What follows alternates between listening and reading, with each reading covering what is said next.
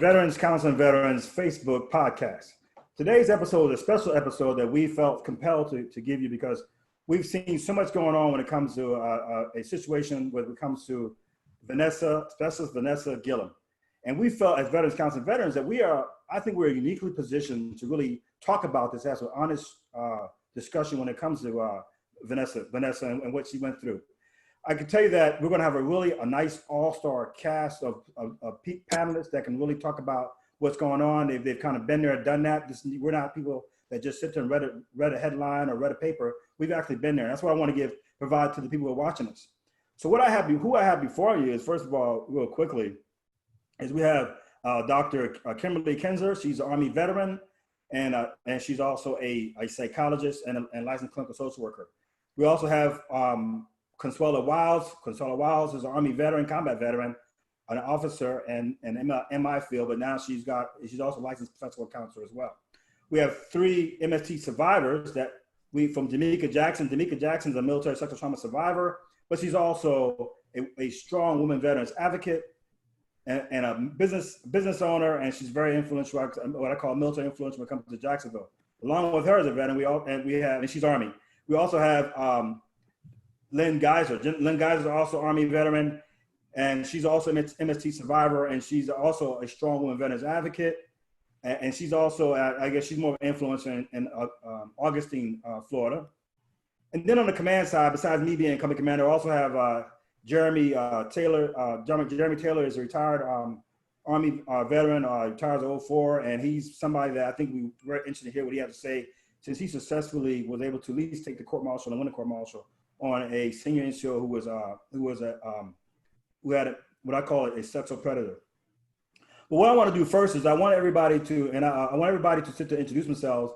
We'll start with Dr. Kinsler, because what I want everybody to know is we have an all-star cast here, a group of people here. These are not people I just grabbed off the street and say, come here and start talking. These are people who've been there, done that. And I can tell you something that you may have noticed, but the media has kind of stopped talking about it, right? That's how they are. You know, it's on the cycle for a week and then it's gone. But when it comes to us, it's always on our mind because it's personal. We do not like seeing any of our brothers and sisters harmed. And it comes the same way for suicide. So we're going to continue to talk about this, right? This is not the last time. It's not the last time at all. You're going to hear about it again and again and again, because we need to get something done right. One thing we can say, we do know that what the military is doing right now is just not working, right? The sexual assault and harassment is still increasing. And that means what? That it's not, whatever we're doing now is just not working.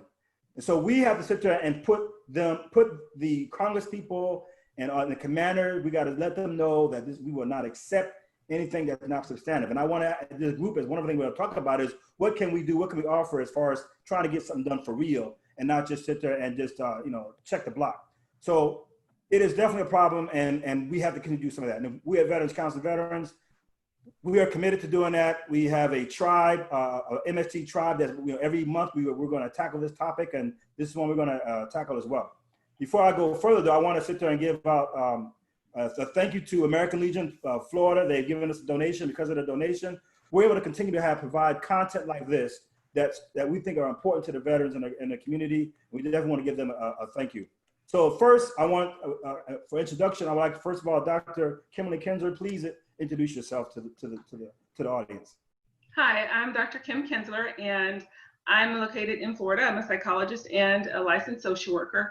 And along with my husband, we own Kinsler Psychology. It's a I can't think of the word right now, but we offer comprehensive behavioral health services. We offer counseling, testing, medication management in offices in Central Florida. In fact, one of our offices, our Tampa office, is located literally just down the street from the local VA hospital. And we do see, of course, we're both Army vets, and we see vets, including MST survivors. It was very important you mentioned that, Kim, about you being an Army veteran, because, I lose focus if you're not talking about being a veteran. So I'm glad you brought that in there, because I got the wrong person on here. But yes, and not only that, but Kimberly, you were stationed, your husband was stationed in Fort Hood, right? I was actually stationed at Fort Hood, and where, the most recent incident that we've heard about in the news happened. I was stationed at Fort Hood. I was also stationed at an Air Force base in Germany, but yeah, absolutely at Fort Hood. And, an Army base, just a military base in general is, the military is its own world. Right. So it is its own world. There's nothing like it. And there's a couple things that, of course, we have to remember when we talk about the military. And I will say I was kind of disappointed to hear the comments that one of the, I can't think of her name right now, but she was a retired military officer. I was kind of disappointed to hear her comment that was to basically saying, well, if you can't take the heat, get out of the kitchen. Oh, well. The Wisconsin UW Milwaukee lady.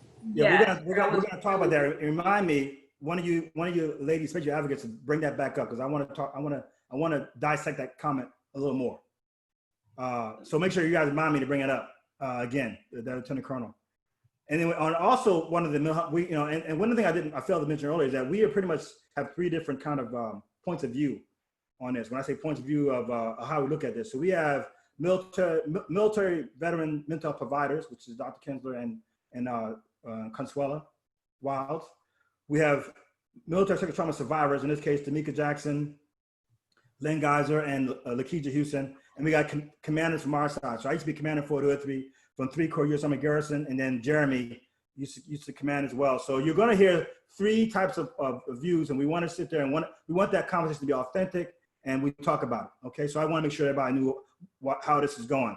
Next, I want to talk. We just mentioned Consuela Wilder. Consuela Wilder, please tell us about yourself, and don't forget you were in the military. It's Consuela Wilds, and I am a veteran, and I spent almost 20-something years in the military, active duty and in the reserves components. I'm going to let go my boots eventually, for sure. One day I will. It's gonna happen. I promise you it will.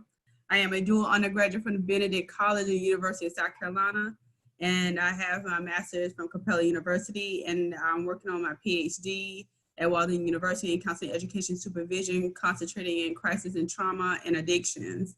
And I have no life. So with that being said, I currently work for Magellan as a MFLAC. I work at the MFLAC right now, and I work in private practice as well. I'm in the middle of standing up my own private practice and doing whatever Tony tells me to do, along with my other managers in my life. So that's what I do, and I advocate in the state of Georgia. I'm in Savannah, Georgia, and in Augusta. So my last duty station was at Fort Gordon. I was stationed at Fort Stewart majority of my life when it's time to roll out. So that's been home base for me pretty much. So Savannah is where I am now, and that's what I do. I practice between Georgia and South Carolina. Thanks, Consuela, and great. It's great to have you on board here, and thanks for Al for letting give you the opportunity to be here. Thank you. And then also I want to talk about I want to introduce the military sexual trauma survivors. First, I will introduce Tamika Jackson. Tamika Jackson, as I said before, is an Army veteran. She has a tremendous amount of experience when it comes to sexual assault. She was a key component in the SARC arena, business person as well. I mean, she just got lots of skill sets, and I'm glad she's on board. Tamika, tell us, give us insight on who you are. Oh my goodness. Well, that would take a long time. We don't have enough time. However, I am a big veteran advocate. I do come from the experience of military sexual trauma, dealing with sexual harassment myself, which actually propelled me into becoming a victim advocate, which in turn turned me into becoming the SARC for Fort Stewart and Hunter Army Airfield for several years. And so I saw firsthand the transition from utilizing utilizing civilians to transitioning to using military, and what worked and what did not work. So we saw a lot of different things firsthand, and you are so correct, Kimberly, when the military is its own world, And the things that transpired, I mean, you would think that I would make these things up. And so I have been fighting the good fight, will continue to fight against it because the system is flawed. And we need to continue fighting and advocating and letting people know that we are here and we are not going to stop until the right things are done by our soldiers. Thanks, Tamika. We're going to have some more conversations on to the podcast as well. And also, Lynn Geisner, she's also, and what I forgot to mention as well is that Tamika is part of the MST tribe for VCV on our podcast. So Tamika and Lynn, actually Tamika, Lynn, and Lakeisha. So they're a part of the tribe as well. So no further ado, I want to introduce Lynn Geisner. Lynn Geisner also told you MST survivor, Army veteran, has a lots of skill set and influence, and she says her influences in St. Augustine. So Lynn, tell everybody about yourself. I changed to St. Augustine because Tamika's and Jack. I come from a background, of course, military, served 10 years. MST Survivor, did a lot of 2-3 years of my active duty time was a struggle. But I became, after I got out, I actually got my master's in counseling. I did a lot of mediation, peer specialist, peer support, just so much different little things. I went to Capella also, just a whole bunch of things. And I decided to start the nonprofit where I see a lot of MST women, a lot of women that struggle transitioning. And it's just a very touching story every time you hear someone talk about their story because of what they go through. There's so many of them. Thank you very much. And again, a valued member of our podcast, and thank you for being part of this as well. And then finally, but not least, part of the MST team is Lakeisha Houston. Lakeisha Houston, 18 years in the Air Force, MP, but now she's doing recruiting duty up there in Texas. One thing I want you guys to also realize that the people on here are actually across the country. We got Texas from Lakeisha, we got Georgia, we got Colorado. So Lakeisha is a very valued member of Veterans Council, veteran as MST tribe. She's almost a regular herself. Lakeisha, please tell everybody about yourselves. Hello, how are you guys doing? I'm also, as you said, in the great Air Force, 18 years, and thumbs down. Yeah, 18 years. I am shocked that I'm even able to retire because of things that happened in my past. But the good thing is I am a survivor. I've done a lot of briefings and things with commanders and a lot of mentoring. And I'm going to school to be, to continue counseling. I also signed up to be a victim advocate, so I'm very excited about that. So a lot of things going on. And again, this is something that needs to be talked about, certainly on the active duty side, because we don't, we're so scared to tell our story because we're going to either get kicked out or this negative, stigma on us if we come out and say things. So yeah, I'm very happy to be here, and let's get to it. I don't know how you got on here being Air Force, but we have to check the person who wrote this later on. But anyway, yeah, and we understand that we talked about early on before you came that we know that you're in a more of a sensitive position than we are because we're retired. We can say down to anything, and what are they gonna do? But we understand that you're not in that same situation, so we're gonna try to provide you some cover and stuff. I'm not gonna try to set you up. And next thing you know, you're going to send you to Korea or someplace like that. So, but we do appreciate you coming on and telling us what it looks like from the active duty side of the house when it comes to MST and stuff like that. So thank you for being here. And then finally, but not least, we got old Jeremy, one of the command structures here. Jeremy, again, he's, he retired as a major, but he was a commander. He's, one of the great things about Jeremy, and we kind of met in LinkedIn as well. So Jeremy, in a kind of way, was successful in at least bringing a senior NCO to court martial and then succeeding in the court martial, but there's some stuff we got to talk about. And that's one of the reasons why we're here too. We want everybody to understand just some of the difficulties you have when it comes to when a soldier comes to you and say, hey, I've been harassed, and then what we can do and what tools we have as a commander side of the house. So him and I will both be talking on that side of the house as well. So Jeremy, thank you for being on this thing here. So thank you guys for being on board. So what we want to go to first is I want to sit there and I want to bring in the mental health providers, Dr. Kinsler and Consuelo. Can you, we'll start off with Dr. Kinsler and then you guys can talk together. But can you give us some of the things we look for? Because remember, the main title for this is MST triggers. Can you give us some examples of that we need to look out for some of our brothers and sisters for the next couple Absolutely. of years? But let me just start with saying, because when you think of military sexual trauma, if you're not totally familiar with it, and I know, believe it or not, many veterans are not entirely familiar with it. When you think of sexual trauma, you may think of something that required some kind of physical touch or some kind of penetration. It does not always require that.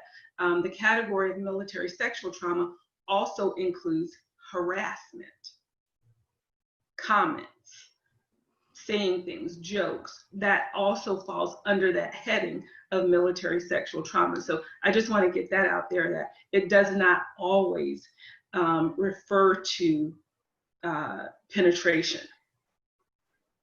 So Okay. with that, just because a lot of times people don't actually realize that. So harassment is included. As far as some of the triggers that I've seen in some of my patients, one of the biggest ones is news stories. And they're very cautious about what they allow themselves to be exposed to, because it just starts everything going again. Here we go again. I remember this and I remember that.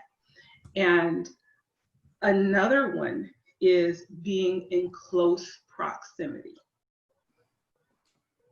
That could be going to the doctor and, oh my God, I didn't realize that I was going to see a male doctor and there wasn't going to be another female in the room. That is a trigger also. Going to the store and perhaps a male is just a little bit too close to you. He may not be saying anything to you, but his proximity is just a little bit too close to you. That can be a trigger as well. Being spoken to by someone that you don't know. I'm speaking in terms of females. Of course, we know that military sexual trauma, there are almost as many male victims as there are females, but I'm speaking to the female victims right now. Being in close proximity to someone, having someone you don't know talk to you. Those are all triggers as well. Do you want to share some that you've worked with? Consuelo, you want to add something to that? Well, yes, definitely. I see the same thing that Kimberly. I can just let you talk for the rest of the night. It's the same difference. We do get a chance and opportunity to see that. I would also add to the definition, the military definition for sexual assault and trauma is almost like 2 pages long, because it has everything that you can comprise of to say what it is. It's not just 1 or 2 things and it starts with penetration and it goes there. It's almost like 2 pages of pieces that of any kind of sexual innuendo that you probably could think of, that is encompassed in those 2 pages, and it is that way. I remember when I came in, there was no definition of sexual assault. There was no definition of sexual harassment. There was no definition of a person or a sharp or a SARC. None of that was there. I mean, literally, I watched the military change over to sexual misconduct, which was pretty much, I don't know what that meant, and neither did they. So that's what, started implementing the different rules and regulations that came down from DOD about how we're going to talk about sexual assault and sexual harassment, and encompassing the females and males. But my patients, as far as I see a lot, social media plays a part, but mostly when their PTSD, it has a lot to do with their media plays a part. If a person just passed away and they had some unresolved issue surrounding that person that was in combat with them, and they actually experienced the experience with them, and they never got a chance to finish out talking about it. And that brings up a lot of issues for that person as well. Just being around family, sometimes a family member can remind you of that. So it can be a salad of things to suggest that it is for a person that experienced sexual assault. Thank you, Consuela. And I would like some of the survivors to chime in as well, because obviously they're the ones that really experience the triggers as well. So go ahead, start with you, Lynn, and then D'Amica can follow right after that. So what do you have to add? I think the most two recent ones that I have encountered, I guess is the easy way of saying it, two recent ones is fighting my benefits back of what situation I got into in the active duty and the sexual assault and all that stuff that it triggered into a lot of the benefits and issues. But just recently, we have a Congress, or not Congress, but somebody close, a Senate or whatever, and his last name was the same name as the perpetrator. And so I see the name over and over and over. So the triggers are constantly there because this person lives in and I was like, you kind of have to go, you can't blame that person because that's not the person that, that did the harm. So it's being able to relive that over and over again, and then trying to overcome those pieces. So those are the two pieces that I've had to overcome in the last couple of years. D'Amica? Honestly, it's been the same. The variation of just maybe the cologne or the perfume. Even some of the survivors that I talk to and deal with now, it's the same thing. Everything that everyone has been saying is different for every individual, and you never know when it's going to occur. And so that's why we have things in place to try to assist military sexual trauma victims and survivors, because you just never know when a trigger is going to come about. It's been several years. However, the same thing happened to me, Lynn, that happened to you. His name, and they said, we saw this Sergeant First Class, so-and-so, do you remember him? And it's like, yeah, I remember him. I will never forget. And it took me right back to all the hell that I went through dealing with this individual. And it was like, okay, now I had to take a step back. I was just stagnant.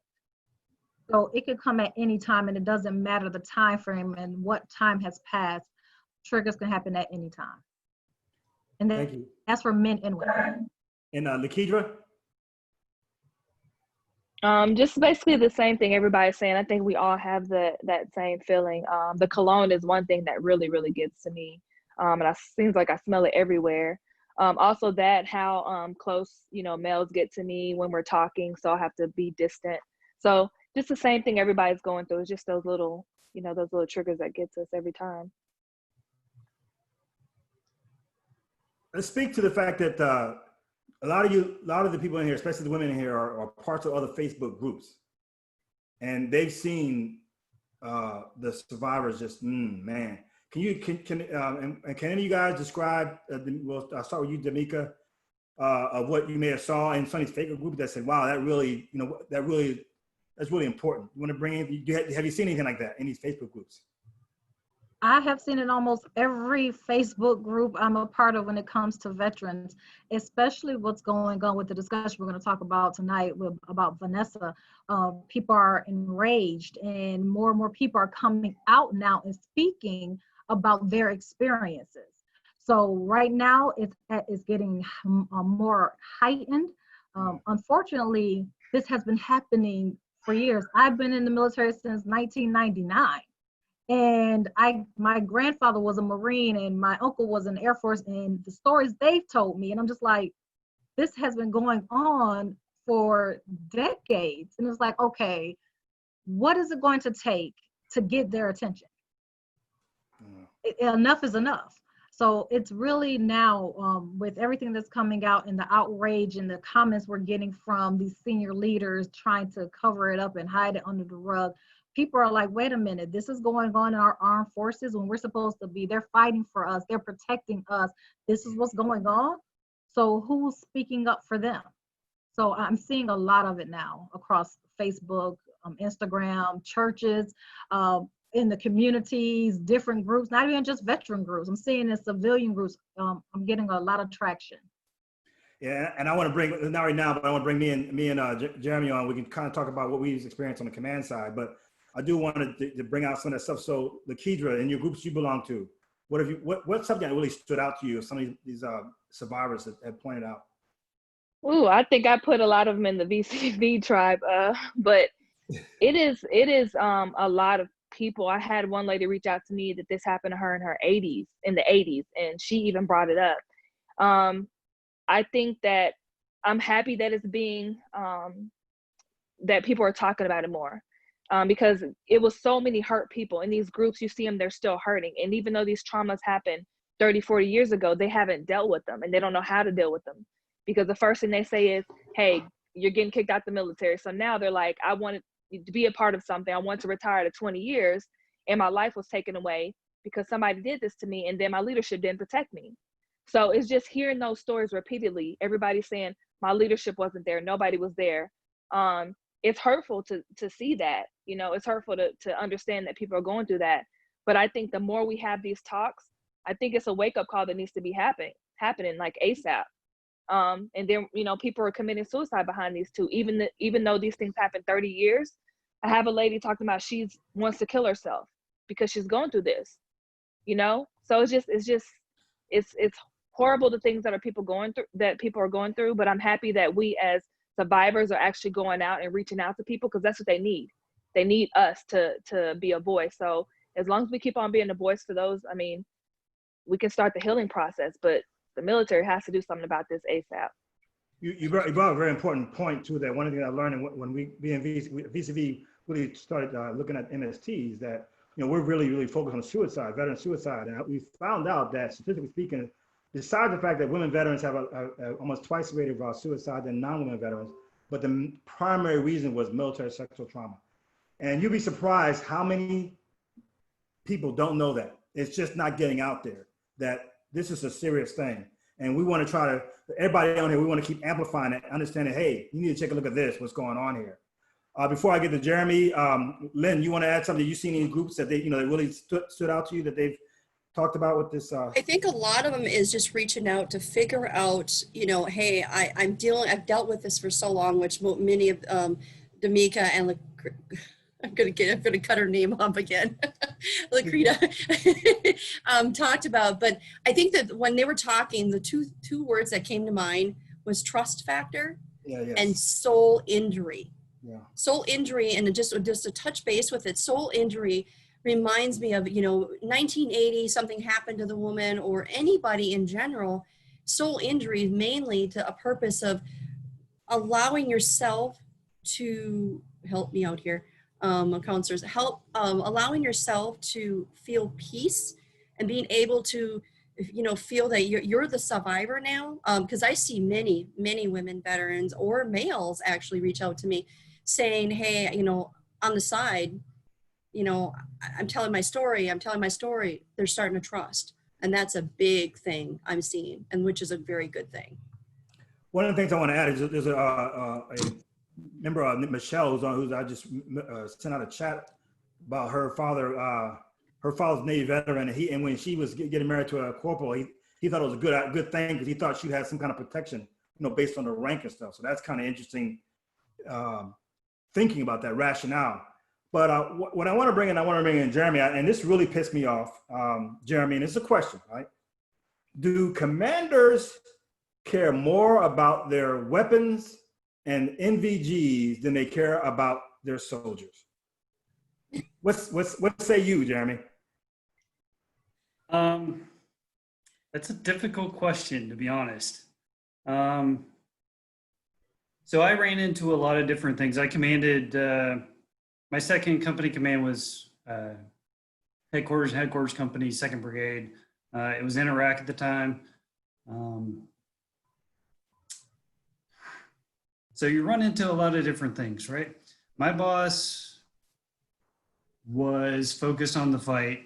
We were in Ramadi, 2004, 2005, probably the most violent place on the planet at the time.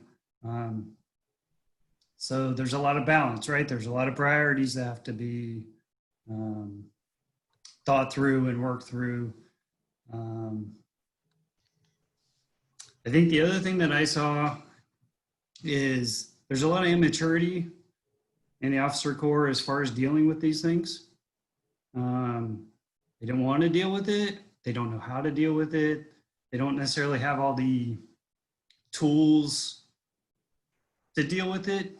You get all the PowerPoint briefings in the world, but that doesn't give you the specific tactics of how to handle something like this. You know, how to do the interviews, how to gather evidence, none of that. So I think it's a combination of things. So I don't know if that answers your question.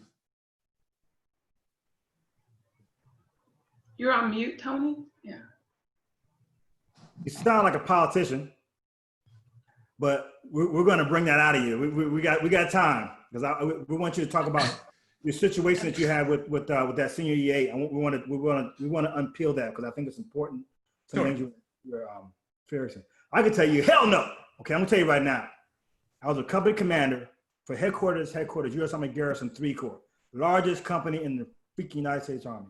And I can tell you there's no time ever that I sit there and thought that an MVG or a weapon was more important than my soldiers. And then don't think it's just the commander responsibility, because it's also the NCO responsibility. Right. I have 4 first sergeants: Valdez, Felix Alicea, Goodman, and Pinckney. Hell no, they'll tell you this. If I could find them, they would tell you too. Hell no. Now, I'm not saying that there's people out there that's like you're saying, Jeremy, about the complexities that, we're all not the same, that somebody may or may not, whatever, think too much of, their careers and stuff. But I can tell you, me personally, there's no way. I can't even imagine the fact that I would sit there and say, okay, now I can tell you, because I was headquarters Garrison, and Jeremy, you can chime in on that too, that oftentimes when a soldier becomes missing, it takes a while before it gets to us, because they want to try to cover the person. Like I'm the commander, so they say, well, she didn't come in, so let's not say something. And you're like, and then somebody sends a report to you, everybody's present, sir. I say, okay. And so it comes a minute, because the NCO is trying to protect somebody, be it the soldier or the harasser, but it takes a minute before it gets to us. But when it does get to us, something's going to happen. And my first I'll make sure it's going to happen. But that's just the answer to that question. Hell no. Now, you got 3 or 4 people? Maybe. But what I want you to do, Jeremy, if you can help us out, is kind of walk us through the situation you had when you were in the process of court-martialing that senior EA, and then tell us some of the difficulty, something you thought was good and bad when you was in this process. Okay, so it's a bit of a long story. I'll start from the beginning, I guess. So when I was the first company commander to do a change command in Iraq, in the brigade. When I was going through that process, I had heard that there was a potential issue that had happened. The brigade deployed from Korea. I asked the outgoing company commander, hey man, what happened to this investigation? Oh, I don't know. Okay. I talked to the brigade XO, my boss, about it. He just didn't seem to have any idea. And about 2 months into command, another senior NCO, a sergeant first class, who I'd worked with briefly on brigade staff, came to me and said, this master sergeant, is harassing me. So we went through, I spent a lot of time with the brigade legal guys trying to figure out, how to go through this, how to make sure everything is documented perfectly, what questions I need to ask, how do I need to approach it. I actually ended up having 3 victims, if you want to use that word, in the brigade, on the brigade staff associated with this master sergeant. And they actually were able to point me to 2 corroborating witnesses, one being a sergeant first class. So I was able to go through, I did all the interviews, I did multiple interviews, I got everything documented. to include the witnesses before I even talked to the master sergeant that was involved. So the other thing to keep in mind, so the brigade I was in was under a Marine division. So our next Army headquarters was in Baghdad, right? So 4-star headquarters. So general officer court-martial, just not anywhere remotely possible, right? Because of the all the logistics involved and the distance. So because it was an E8, an Article 15 wasn't going to do anything, right? You can't take pay. It's restriction, maybe for 2 weeks, which you're in combat, that does nothing.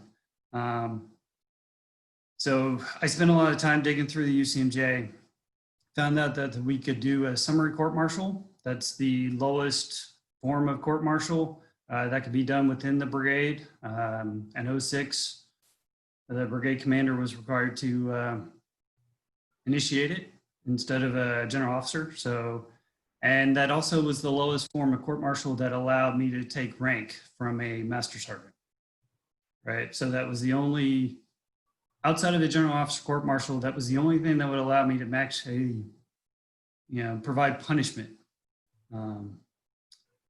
So basically what happened was I did a really in-depth commander's inquiry and took it to the brigade sergeant major, who looked at it and gave me the, it could be an Article 15, maybe. Yep. But him and this particular master sergeant had a personal relationship, right?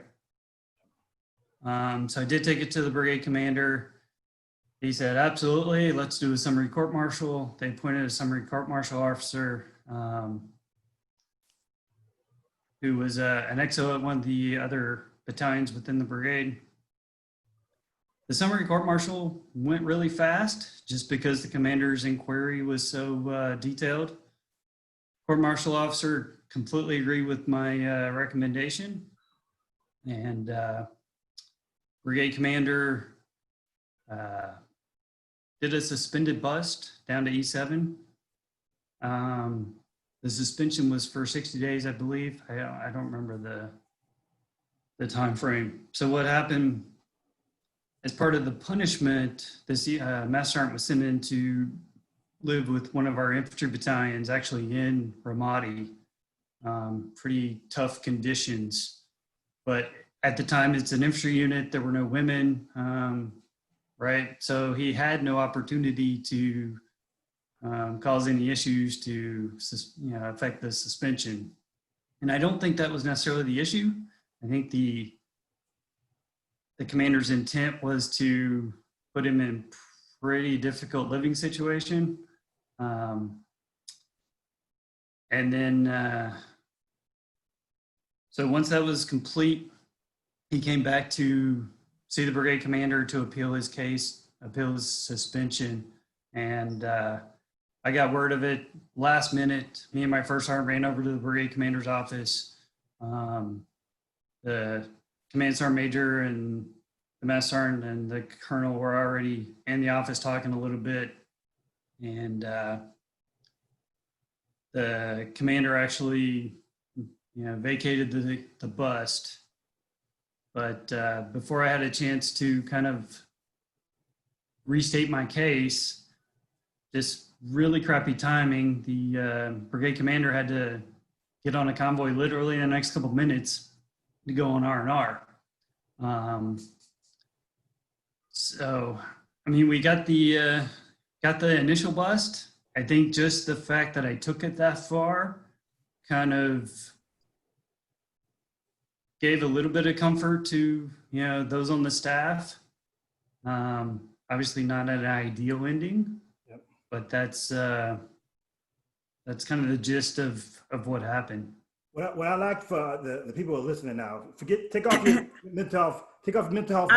I want to say that I'm going to add that punitive actions of the command climate, as well as a huge trigger for MST survivors as well. The lack of clarity and the lack of care also impacts how men and women who have been sexually assaulted and harassed on military active duty or reserve components. That is the worst kind of trigger to see that occur. We all have seen it multiple times. I am a huge behaviorist, in and out of human behavior. I watch it all the time. That is why I do what I do. But we had a commander in Florida, or a general. I'm not going to put the man name out there because it's not even worth it. Put his name out there. He literally sexually assaulted 5 captains in the United States Army and was able to walk out with a rehabilitative move, and he was able to continue on the service. And these individuals were still, he said he was sorry, and he had a $50,000 fine, and he was going on about his life. So at the end of the day, when we say that, we say we've done the best we can. Do we really do that? Because at the end of the day, those women or men, there's nothing, I've never heard of a survivor ever tell me that what the actions that were warranted for the punitive actions that they saw helped them actually feel better at night or feel safer. They feel worse because the individuals that assaulted them are still walking the streets. They're still walking the street and they're still breathing. And that's very difficult for, we're trying to help end it, and me being on both sides of the fence, meaning that I am a therapist and I am a veteran and I've been deployed. I've seen all of this stuff go on. So hearing somebody tell me or say something to me that sounds like a penny is, in a well, is not worth it for me to hear. You could do better when it comes down to protecting your soldiers better than you protect equipment. Correct. I agree with you because in many situations that I've seen, and in my personal, I was more of the attack. I was being attacked by my unit, and the other person was given, oh, well, that person went to Germany, so they're okay. Or, and find out 2 months later, I find them on a base and nothing happened to them. So it's being at that trust, again, it's a trust factor. And it's also, oh, so I'm the victim. I'm the one that is getting, put in Article 15s and getting looked at and getting threatened. And this guy is walking the earth on the high class, whatever. And the command, and the command on that, when Jeremy was talking with the command piece, it was setting a little bit of bubble on my head here because none of my command knew who I was when the administrative board took over. Even my platoon sergeant, who was the perpetrator, shouldn't have been on that board because he victimized me.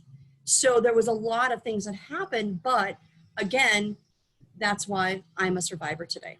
Or their friends, or we're finding that friends of the perpetrator are on these boards as well. So that doesn't help the situation at all. And me knowing this from being in the military, hearing when survivors say things, especially officers, I'm going to throw officers all the way out there.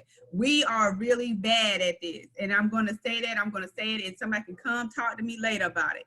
But at the end of the day, officers get away with it all the time, and they're able to cover up their tracks by other people being on a committee, and that's their friend that they golf with, or that's their friend that's going to cover things up with. And that's not, it's harsh, and it's something that we need to make sure that everyone understands how the process is on posts and on installations, while women or men do not just talk about sexual assault or sexual harassment.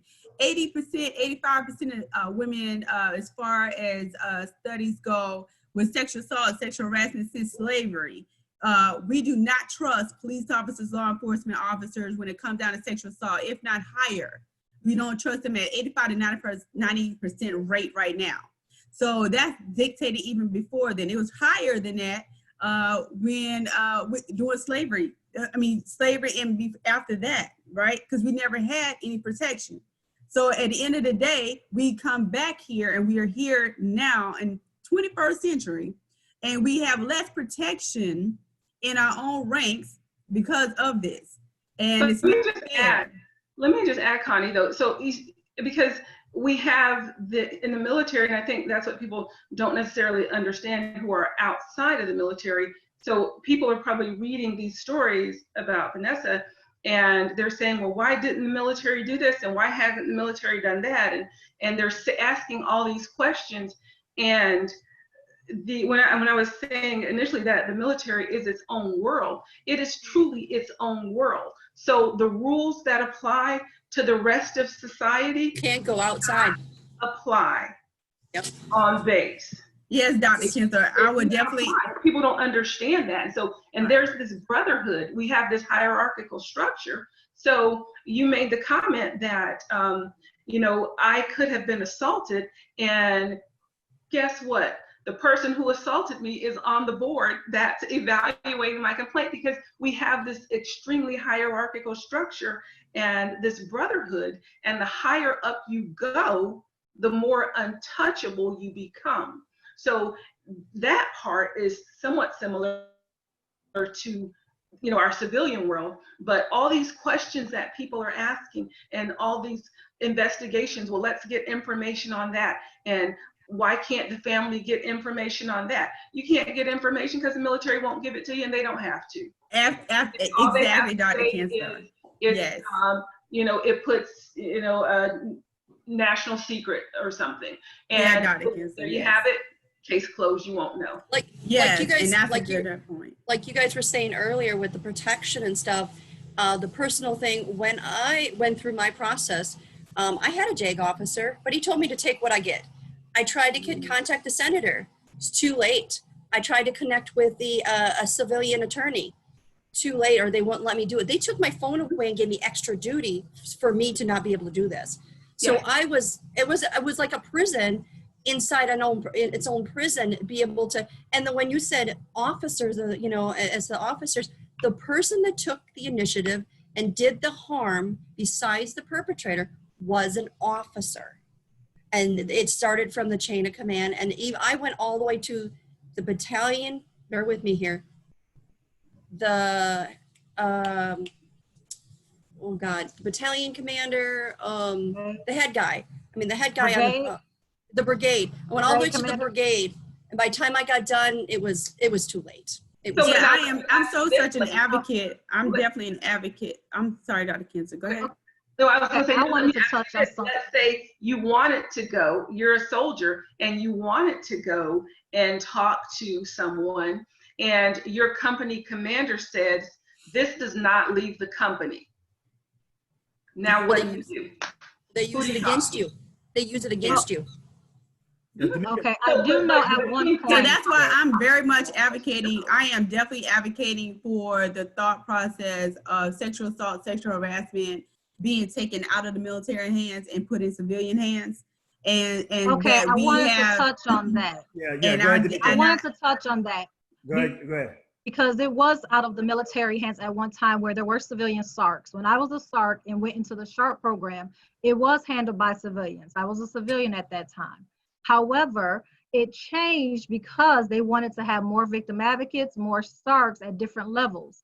There was only one SARC per installation at the time, and I actually was over 2. And I was a part of that team that changed the structure, because not only one person cannot handle 2 installations worth of civilians, active duty, so on and so forth. No, I'm not asking about SARCs. I'm not asking No. I'm kind of encompassing some of the questions that's coming up as well. And so when it came to just being with civilians, there was a big issue with that, because people were saying they don't know military lingo, they don't know military nature. So it went back into the hands of the military. They took it out of the civilian hands, and then it went back to a hybrid method. And you're correct. if the same people that are within the chain of command are the ones who are committing these infractions, people are not going to open up and come out to them. So we have been still fighting for it to be back on the civilian sector where it's unbiased. There's no biases there, and all that's going to be referenced are the victims themselves, and we can advocate more.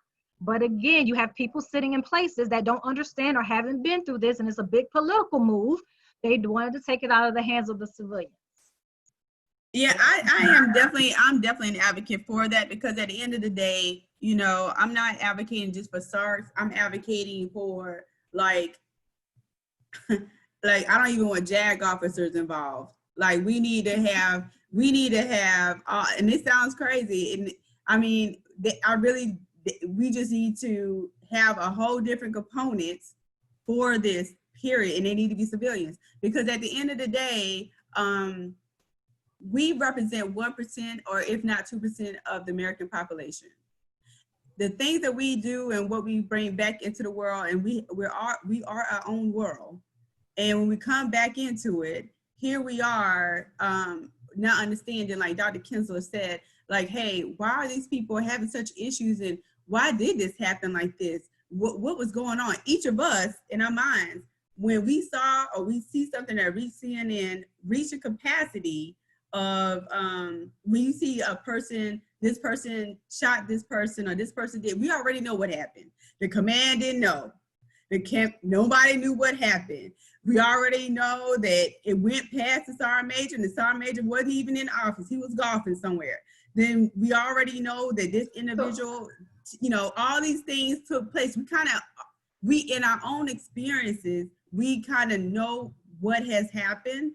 And so when it plays a part to the stress and the depression and anxiety on our patients when they come into the door, we kind of already know. I understand. I'm sure Dr. Kinsler does the same thing. I understand why they have such a great discomfort and such anxiety and depression about whatever they saw on TV, or angry all the time because of what they saw, because they can trigger it back to either their incident or another incident they just, you know, that they have experienced with another friend, and it's not fair. But at the end of the day, we keep going through the same cycle, no matter if we put, like Ms. Jackson has said, we've put civilians there, we took them back out, and we want to take them back out again. And at the end of the day, what are we doing? What did we really accomplish? And we did not accomplish anything besides continue to allow individuals to be depressed, anxious about everything. And we're not helping individuals, men or women, because right now men are 5% in research right now. 5% of soldiers that are being sexually assaulted are men, and they're coming to say, talk about that as well. And I'm very happy that we even got 5%. I think it's higher than 5%, but I would take the 5%. I'll take the 5% right now that's coming to fruition to talk about their sexual assault, because men sexual assault, I'm not saying that no one sexual assault is different than other, but it's harsh. It's like it's a gang facilitated events. And so I'm glad those individuals were able to talk about it. So at the end of the day, we have to do better about each other. So when I hear people say brotherhood, sisterhood in the military, and oh, by the way, I'm seeing the trauma and the sexual assault, and I'm seeing this part, we deploy together, and I see these things, it's kind of harsh to see that, and then we're gonna be kumbaya at the end of the day. But we're not going to be kumbaya. So the truth is, why, you know, we have to remember that why the military exists. And I think that's something that we don't always factor in. So there's this, you know, it's one of these ugly little secrets. And of course, MST is one of them. But there's this, you know, this thing that we don't talk about, where the military exists not for a career for college money. That's not why the military exists. The military exists for war. It exists for war. We fight wars to contain peace. Let me shift this Terry- conversation a little Terry quicker. Jones, But because I do want to push this conversation a little more. I know what we're talking about is important, and we got to have it again. Because even when I hear you guys, and we got a lot of questions in the chat about what we can do. Yeah, I'm getting ready to answer that one from Terry. I know, but Jones. but we don't want you to dominate. We want to make sure everybody who's on here is. I understand that we're gonna give you opportunity, but Jeremy, we just sit there and you had mentioned it kind of sort of about the CNCO having people he knew, the sergeant major having. Right. How much of and I've heard how much is that a factor when it comes to trying to get somebody who does sexual assault or harassment, and you got this, I think I heard it before about the buddy. Was that part of when you were doing your thing? Did you see that also in your when you were investigating? Okay, so that came into play only in a relatively small way. I was able to just kind of mitigate it. I mean, I was a senior company commander. It was my second company command. I had been in the brigade for a while. I knew the dynamic. I knew the brigade commander really well. We had a pretty good working relationship. So when he said, just an Article 15, I was able to just roll right through that and move right on to the brigade commander who, once the summary court martial officer came back with his recommendation, the colonel was like, yep, let's hook him right up, and boom. Jeremy, as a senior commander, did you get an opportunity? I know Tony was kind of getting geared towards that. One thing that comes to mind in as a senior commander, things like that, when you had to give these Article 15s or down the chain of command and stuff, did you even come in contact with that soldier, or did you even know that soldier? I'm very, very interested in hearing that, because that's what I hear a lot with our E5 and below, the ones that I work with, that, oh, nobody really knew me, or the chain of command came down and nobody, that's what I hear a lot of. So I was just curious on your perspective. So for Article 15s, I didn't handle any Article 15s for sexual harassment. What I did do, the way I generally handled that was I would bring in, the chain of command from the squad leader to the platoon leader, platoon sergeant, talk to them, and then I would usually ask them, depending on the situation, I would kick them out, and then I would bring in the soldier, and then I'd say, okay, bud, tell me what happened. Tell me what you think. And I would do it that way. I mean, I knew most of them, some to different levels than others. But yeah, I can't say there was anybody that I didn't know, have a good feeling as to what was going on with them. If that answers your question. Yeah, was there any pressure I've seen a lot. Sorry? I was going to ask, was there any pressure on you to dismiss or discharge the cases quickly? No, not at all. I mean, the only thing I ran into was, like I said, that command sergeant major at the brigade level who kind of, poo-pooed the way I wanted to approach it. Other than that, I think the biggest stumbling block, and I think there's a whole different way to approach this that should be implemented. But you have to take into account the command structure and how all of that works. Talking big hand waves not going to fix the problem. I think the biggest thing I ran into was a combination of maybe a lack of understanding of or appreciation for what had actually happened and what the impact was. That's probably the biggest thing, right? Is as we're in an infantry unit at the time, very few women. Yep. All the infantry officers came up. This is probably one of the few times they were serving with women at the time, right? So very little experience. So I think that kind of comes into play. I'm not trying to justify it in any way, shape, or form.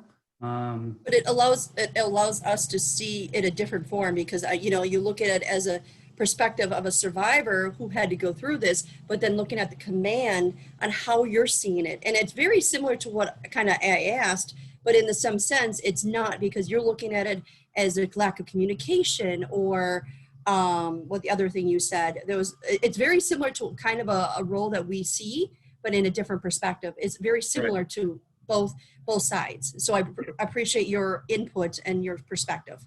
Yeah, I think the biggest thing from the command side is, I get it. It's very easy to get frustrated. It's very easy to get outraged, and it is outrageous. But from the command side, there's the civilian court equivalent, right? You can't just go into court and go, yay, verily, this guy should go to jail, or whatever it is.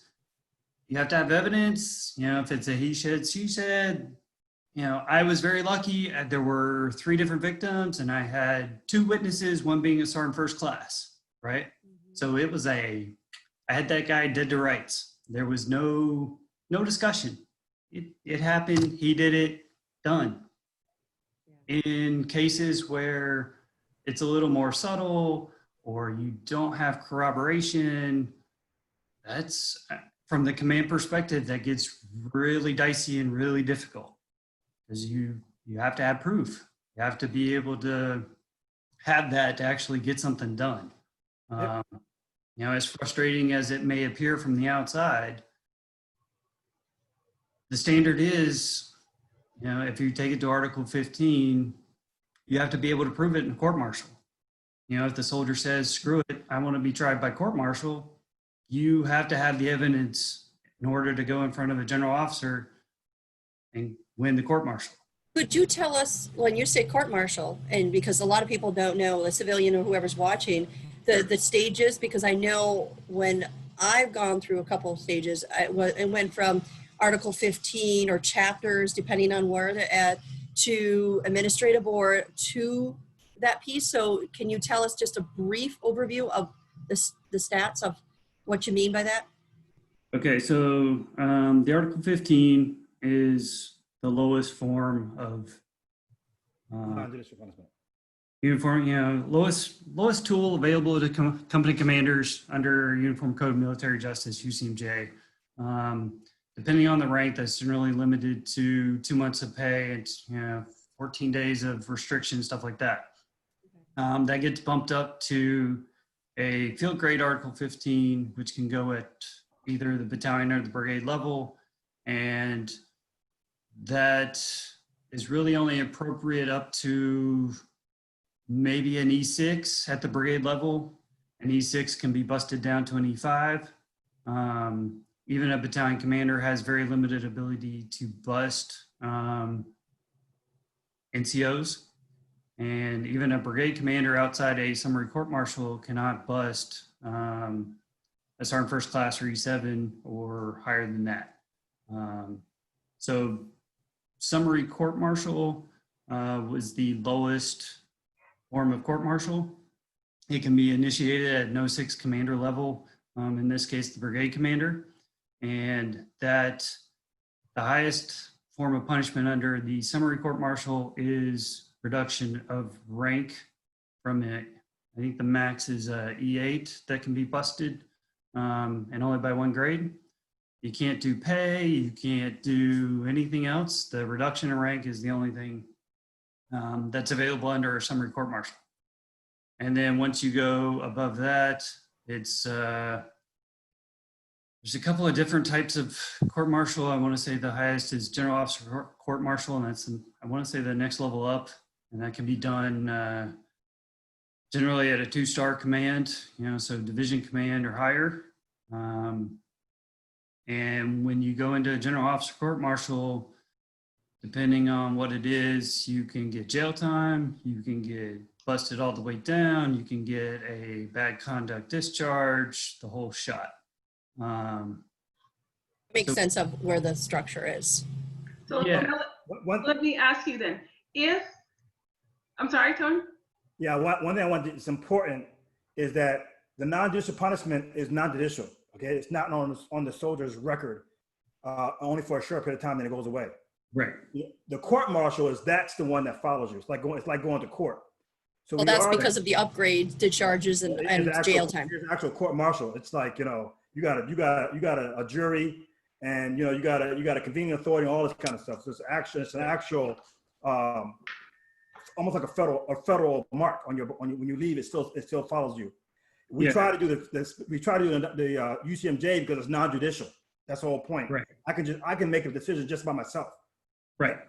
As a commander, I don't need 3 or 5 judges to say yes or no. I just say, you know what, right. I think you're out. And then I can and then the punishment is based on like Jeremy's talking about is, I have a limit, I have a upper and a lower.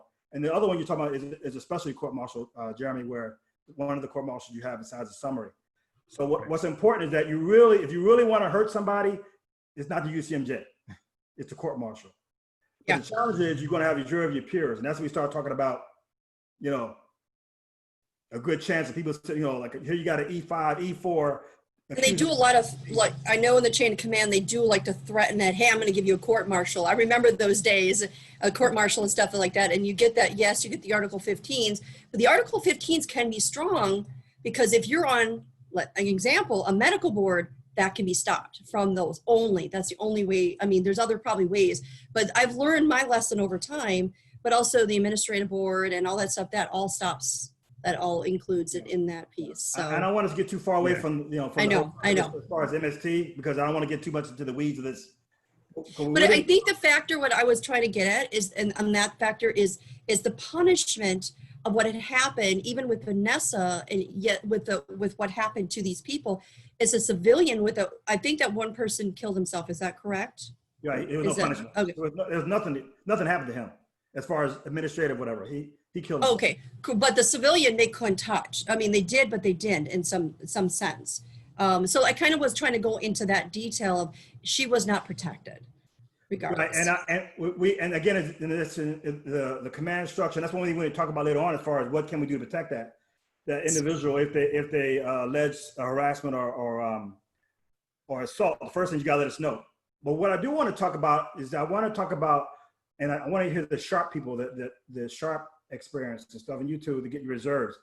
What's the difference if you're in reserve or National Guard and you may have been sexually harassed or assault? What's the difference in that? It's a very broad topic. Go ahead, Tamika. Are you saying when it comes to the reporting processes? Right. Yeah. What do I do if I'm National Guard reserve? Okay, it's still similar. However, there are some differences when it comes up to how it's going to be processed. And again, it all goes back to what Jeremy stated, and I want to touch on that, unfortunately, I've been involved with so many proceedings. The problem was the evidence, because it ends up going down to what he say, she say, or she say, or that the evidence is not there. So no one ends up getting punished. However, what a lot of people are not aware of, because we don't put this in the system, the SARCs and the Sharps have their own database that it actually does get red flagged, and wherever they go in that system, it goes with them. And it is not privy to everyone's eyes. Only the SARCs and the Sharps have access to that system. So regardless of where they go, it is in there. But not everyone has access. Yes. Do they get a code on their DD-214 showing that they could relist, could not relist? Is that what you're also talking about? Well, no, it's different. We don't even put that out. It's actually a completely different system that no one else has access to, with the exception of SARCs or Sharps. Because of the information that the SARCs and Sharps receive, they receive all the information about the perpetrators. And of course, you don't want to put that out. So they do get a code and they do get a red flag. So any base that they go to, that travels with them. So if something else does arise where it's just speculation, then when that report is made to that local SARC or Sharp, it's in the system and they can say, okay, there's a pattern of behavior here. But that is not disclosed to everyone. Again, as we stated so many times, the military has its own, I guess, good old boy quiet system, things they don't want everyone to know that they're doing behind the scenes. And again, the only reason I'm privy to it because I had to manage that system. But it is a little different when it comes to how reservists and also National Guard do the reporting. Unfortunately, I think it should be better procedures put in place for them. It should be equivalent across the board, but it is unfortunate when it comes to how they report and who they report to, because of the fact that they're not always on active duty service, and it's again a little more difficult for them. It's more challenging for National Guard and reservists. Correct. They don't see them. Sorry, they don't see them on a week, just a weekend basis. And I know I worked in the National Guard and Reserve centers, and they can't keep up with their soldiers. It's chaos. And even when I seen them, and I was just a contractor, it was difficult to even keep up, just be able to talk to them. That's how packed, you couldn't even get an appointment. So, I mean, but I'm in a different perspective on that end, because I see a lot of Reserve National Guard on the claim side, when the MST is reported or trying to be reported, or did they serve active duty? Did it happen? How do you, so that's the perspective that I see more of. What about you, Connie? Connie, have you seen anything on your reserve side?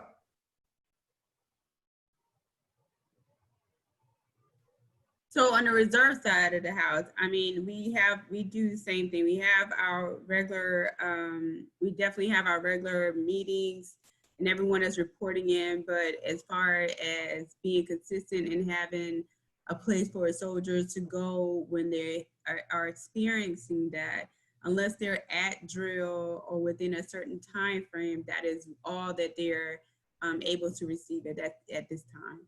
And it's not fair. Wow. And so I want to make sure I know we talked about some of the triggers that we've seen. I'd like the two professional counselors here to talk about some ways, give us some kind of relief for these survivors who are having these episodes of the sounds and the smells and that kind of stuff. Do you have any couple of advice to them out there they try to manage this?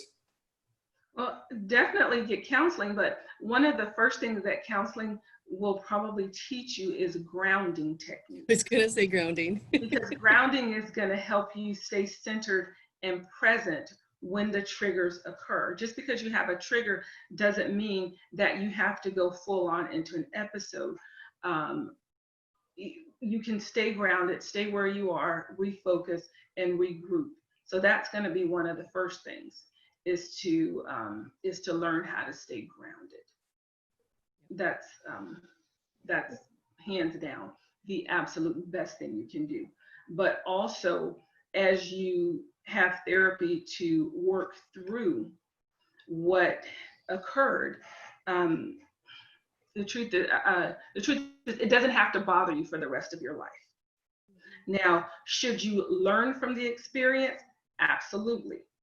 If something happened when you went out to the club or to the bar or wherever, okay, learn from it, integrate it, and know what to do next time or what not to do. But this is not a life, the same way with PTSD, this is not a life sentence. You can get help and still go on to have a happy life. You may have to have professional help to do it, but help is available. We are here to help. Stay grounded, get some help to deal with what happened, and then move forward. Thank you. Any thoughts of you, Consuela? I also would add that I find it, groups are very great, groups of women or just any kind of groups, like hiking, yoga. I like yoga. I like doing comedic yoga. So I always like for individuals to do yoga. Finding a good group of something that you really are interested in to help you when you need to refocus and stay grounded. Find an interest, find something that you're interested in doing, dancing, whatever it is that you enjoy doing, spending time with your children.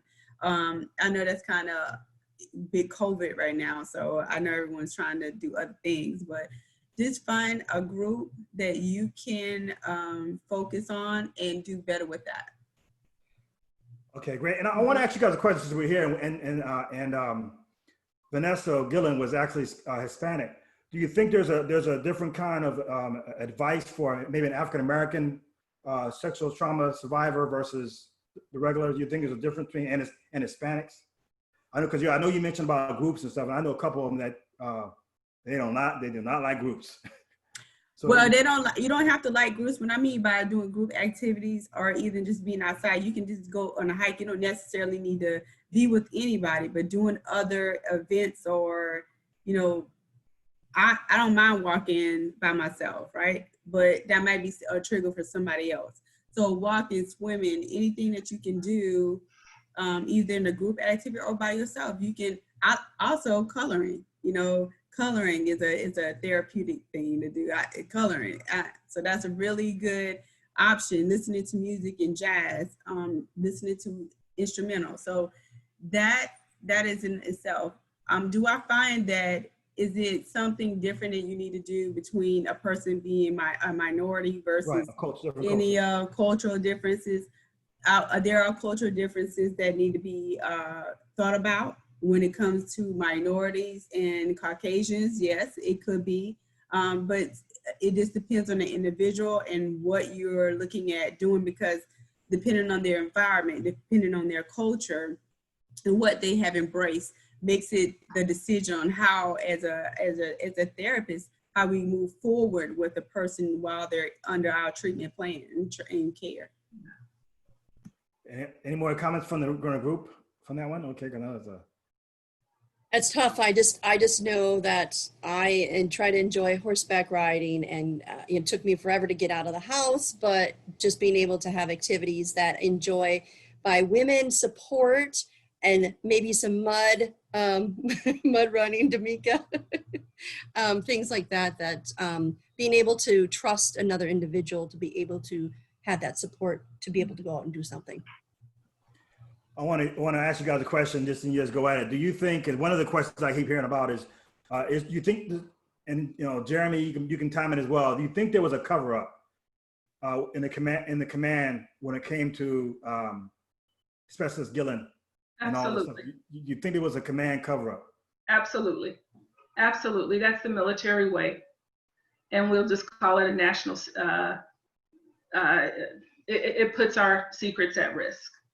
So yeah, absolutely. Do you also think that maybe that they didn't know, like we were talking earlier, the command is higher up. They really didn't know until something happened or something, you know, I felt it's kind of both. I believe it's kind of both, that they, you know, when they did know something, they cover it up. But when they didn't know it, they were just not there. They didn't realize what was going on. I mean, I see both sides on that one. And then let me ask you this, Lakedra, you could probably speak to it. I know that you're a military police. The types of investigations that are done in the civilian sector, is it the same as what's done in the military? I will be honest. I don't honestly think it's the same. I think civilian is more extensive with everything. I think more in the military, we kind of brush over things. Don't forgive me for that, saying that. Don't want to get in trouble, but I will say that I don't think we really look into the weeds of everything like we should. It's more of a, oh, you said this happened. Let me not really go and find out what really happened, or let me not really investigate it. Let me just take your word for it and just do it. You know what I mean? I will be honest. I think we don't investigate like we should certain things. And I don't think we really care like we should. I'm sorry to say that. And I believe you, but that goes back to what Lynn said, that they probably didn't know. But sometimes accurate. Sometimes, and think about it, we do know. Mm-hmm. But I'm gonna let Jeremy. Sometimes we do know. We know certain things, and we know certainly if it's somebody who's a repeat offender. Yeah. But go ahead, Jeremy. I'll let you take that one. Yeah, so there's a saying, right? Don't attribute to malice, but can likely be attributed to incompetence, which I think that's probably more than likely the case. I really doubt it's a cover-up, because that generally takes entirely too many people trying to put something together, and that generally doesn't happen in the Army, right? Even on a good day. So I mean, obviously it's not good, but I mean, if you keep things in perspective. So civilian authorities are going to be in the same area for their whole lives generally, right? So military police are going to be there 1, 2, 3 years, probably in different positions. So there's not any continuity. You know, I could, you know, if I'm Sergeant Taylor MP, I could get your case and then I get PCS next week, right? So it's not necessarily a cover up. It's just, the system is not built really to handle these things in the manner that it should be. I think that's probably the best way to say it. Change of command too. Yeah, I can tell you as a commander, especially at 3 Corps, and we had talked about this earlier, that where I'm at as a command, by the time it gets to me, it's probably been out there for a couple of weeks because everybody wants to take care of each other, right? The NCOs, she was a PFC, she had an E4, and all, they keep that stuff in there and don't let the commander know, don't let the commander know, you know? And so when we get it, it's kind of a little later than you think. It's not automatic. But I can tell you, I used to work for 3 Corps. And I had the Corps commander was part of my company, and I can't imagine a Corps commander caring that much about that specialist or whatever as far as trying to protect them or cover up, whatever like that. I do, but it can happen at the lower level. And like Jeremy is saying, you really got to get a lot of people together to sit there and make something really a cover up. I know they mentioned about the armor and the armory and what I heard about, when I hear the reading about the specialist, he had a married person on his phone, and I don't know what was in that picture, but it must have been very condemning because when PFC Guillen saw it, she's like, right, I see this. And then the specialist said, "You're not ruining my career," and then boom, he used a hammer. So what we don't know about is all those little small micro relationships that are in the military. It's no more different than there are more micro relationships in the military than the civilian world. We got too many relationships going on. And we as NCO, as officers, I lead the barracks and I'm finished, right? There's stuff going on in the barracks. I have no clue what's going on, but they know. There are people in the barracks that are, sleeping together. I don't know that. And the other, you're at one point in time, you were not supposed to be in the same sex room and stuff, right? But we know when I leave, that's what's happening. So there's a lot of stuff going on that we don't know as commanders, but maybe the NCOs know, and we don't, and they trying to keep it whatever. So I'm not making an excuse. I'm just saying it's a lot more nuanced than people think. And when somebody either alleges a sexual, and we don't know this was even formally alleged. We don't know if this was something where, because sometimes it takes a lot. If you're E3, it takes you a lot more of you to get the courage to accuse somebody of sexual harassment. And so she may have kept it amongst her little confidential people, but other people didn't know about it because, whatever, they're trying to protect her or whatever.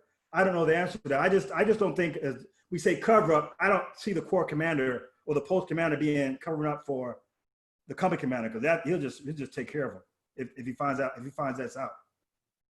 But I heard you said, Kim, Dr. Kinsler, about the military and all this and whatever like that. But I just find it that at our level, and even when I was a commander, I tried to court martial E7 who didn't report to work for like 9 months, and I tried to get and it didn't happen. Everybody in the chain protected him. This guy from getting court martialed for not being at work for 9 months. 9 months. Wow. Yeah, and he's E7. Everybody liked him. That's another about these micro relationships. He was part of the staff guard and stuff. So he was well known and liked about all the higher ups. All these micro relationships. So even with me coming there saying I got a track and this guy was not working for 9 months. He had a side job somewhere else and another. He was like in Houston or something. Oh my goodness. Paycheck and getting this stuff here. Could not get him court-martialed.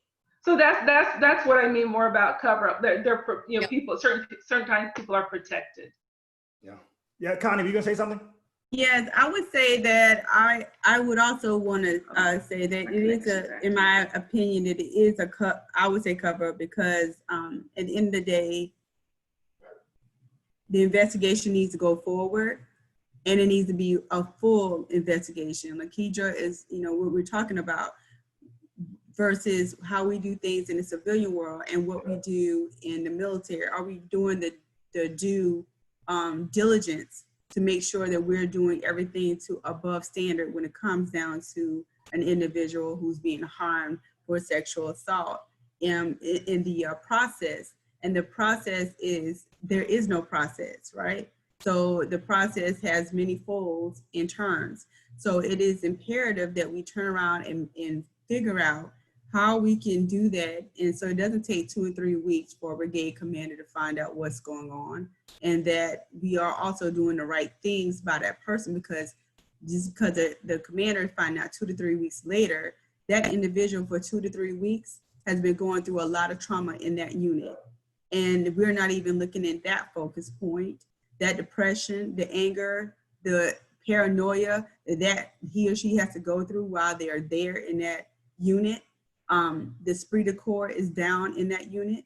Their individuals are not being cared for. That person's mental health is not being cared for. Their job is not being cared for properly. So therefore, if we continue to allow them to be in that way, because we're not figuring out how to do a proper investigation to give them the relief that they need, we're not being responsible leaders.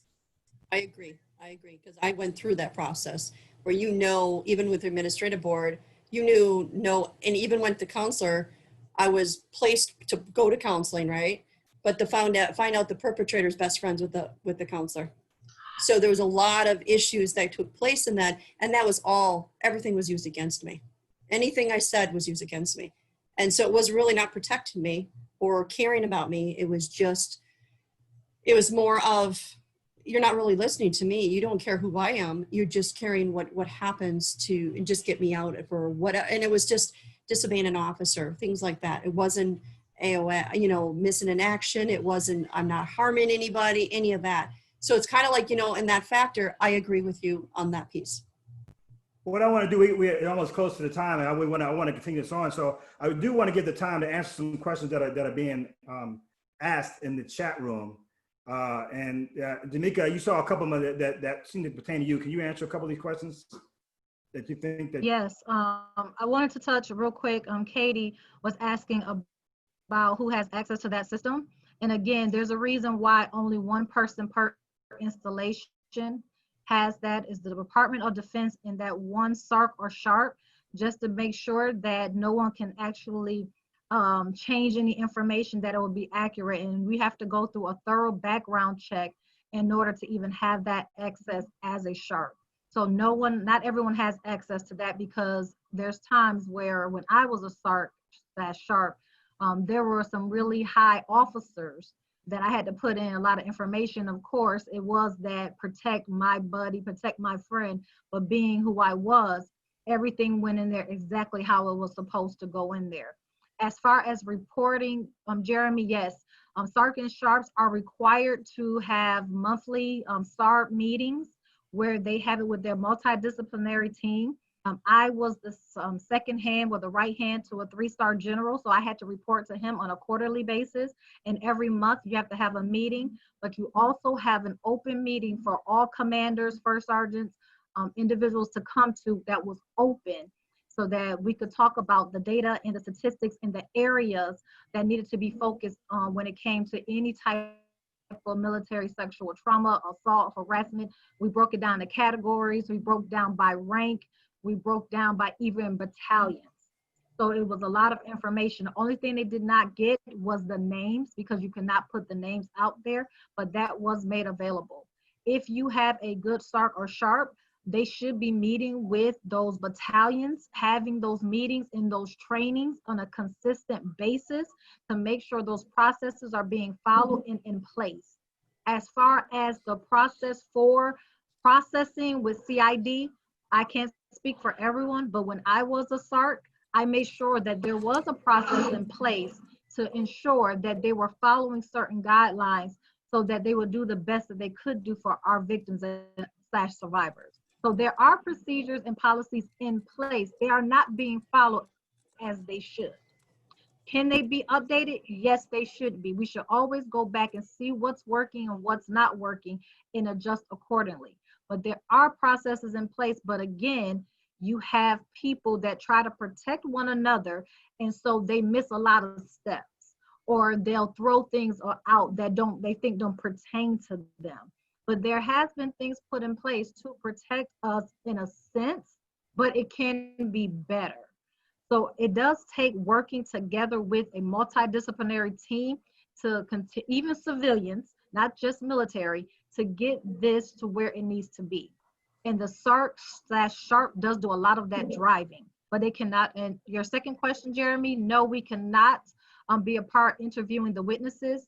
They do allow us to come in the room when it comes to hiding. We're behind like glass to kind of watch their behaviors, but you have to have a background in either psychology or behavior analysis or some type of background to assist with those certain type of interviews. But yes, we do get involved. We just don't do any interviewing when it comes to the witnesses. That is left for CID. Sorry. So the interviews that you sit in on, is that the CID doing the interviews, or is that somebody else? CID. Okay. Yeah, see, so that's part of the issue, at least from my perspective. You know, if you're as a commander, because if a SARC isn't, a CID is not always going to be able to, you know, interview every sexual harassment witness, right? So if you guys are seeing the victims, but you're not allowed, if there's not enough manpower, I guess, to get to the point where you have the authority to interview witnesses and it's by the book and it's, you know, it kind of blunts the effectiveness, if that makes sense, at least as far as UCMJ's, you know, a commander can't do anything with that, right? Does that make sense? Gotcha. But yeah, depending on the installation, like I said, every installation is different. There should be a team dedicated to those type of inferences. But again, every installation is not like that. You're right. Sometimes there is a lack of manpower in training. When I was a SARC, I actually had to go and train them on how to be sensitive to individuals of who they just came encounter with, because so many of them did not know how to even treat victims. When they walked into the room, they were actually re-traumatizing the victims. So it was a matter of working together with the experts and CID to try to be a benefit to the whole thing, even when it comes to the witnesses. So you're correct. There should be a conjunction of both. So I would almost recommend, you know, if you're going forward, focus on company commanders, because that's the lowest level of UCMJ authority. You know, if you have time to focus on platoon leaders, do that as well. But kind of, yeah, that's I think a key part that's missing is company commanders don't, depending on their background, don't have the ability to go in there and say, you know, okay, let me, you know, how are we going to address this? Tell me what happened, document it, look for the right things, right? I know I never got trained on that. I just kind of happened to, you know, manage it. But I mean, if you could do role play or something along those lines and actually put a company commander on the spot and say, okay, this is Soldier X. They had, you know, they got sexually harassed, they got this, they got that, whatever it is, you know, and run them through the process of how to record it, what questions to ask, you know, looking for witnesses, looking for some other means to prove what happened.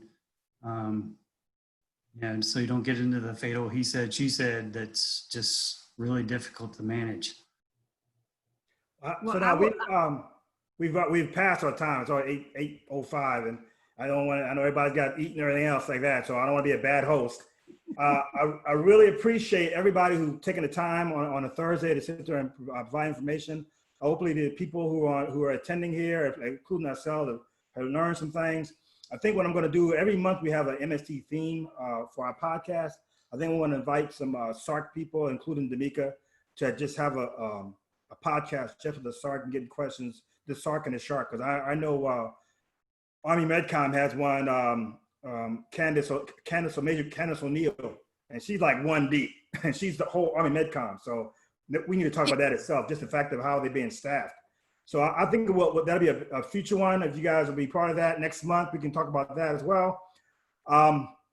Anyway, so let's get this thing, let's wrap this up. I appreciate everybody's candor. I hope somebody learned this thing here. Hopefully you guys come back again as we keep talking about this, because we can't stop talking about this. If you want something to happen, we got to continue to talk, scream, yell, whatever, to get our voice heard. And you can easily be heard, your voice be heard if you belong to an organization. If you try to do it as an individual, you get lost in the noise. Veterans Council Veterans, our superpower is counseling, not advocacy. But we can be advocates, but we can never help you be a teammate as the advocates out here. The Danikas, the Lynn Geisers, the Lakeisha, all are out there. We can be. There's more than one. There's more than one of me. Sorry. So, there's more than one. So we can definitely partner that. We're going to do something in the future as we grapple this, but we're not going to end with this. Again, so thank you guys who got a chance to sit there and sat through this hour and a half of Veterans Council Veterans podcast on Veterans Counseling. It's called Veteran Suicide Local Solution. Today we were talking about specialist Guillen and military sexual trauma triggers. And next, we're not going to have a podcast this Monday because it would normally been it would have been an MST themed podcast. We already had that today. So the next podcast will be 27th of July, and it'll be on equine therapy and how it addresses PTSD. Until then, this is Tony William from Veterans Council Veterans. Thank you. See you then.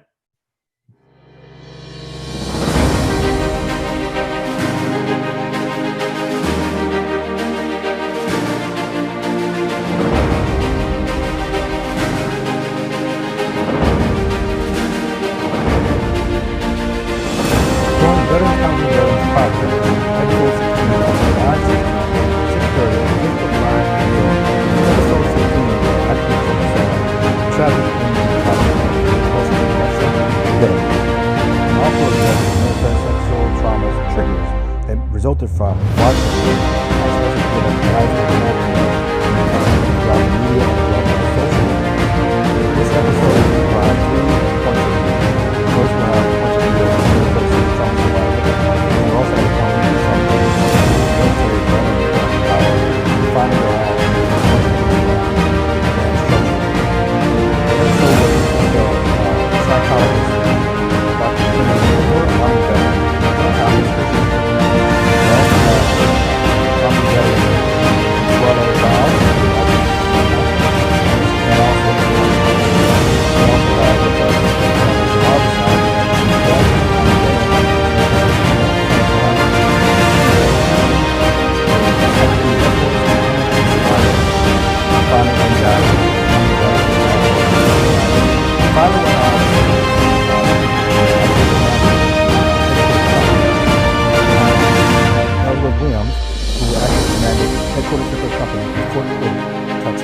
and we'll have Jeremy Taylor, who also Jeremy's story will be interesting. He actually successfully put through a senior NCO to a court martial for sexual predator behavior. So listen again and learn